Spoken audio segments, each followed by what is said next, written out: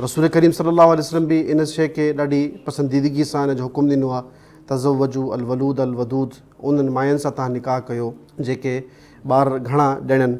फ़इन्नी मुकाथिरुन बिकुम अल उमम, त मां तव्हांजे ज़रिए ई पंहिंजी उम्मत जी कसरत जो ते फ़ख़्रु कंदुसि। रसूल करीम सल्लल्लाहु अलैहि वसल्लम जो फ़रमान आहे, जंहिं शख़्स निकाह कयो उन पंहिंजो अधु ईमान महफ़ूज़ करे छॾियो। ऐं तव्हां ॾिसंदो त जिन्हनि माशरे में निकाह कोन्हे, जेके निकाह खां इनकार कंदा आहिनि, उन्हनि जे पुराणे किताबनि में लिखिया त उन्हनि दीनी हिकिड़ो फ़रीज़ो सम्झो त जेको इंसानु निकाह नथो करे उहो दरअसल पाकीज़ा माण्हू आहे।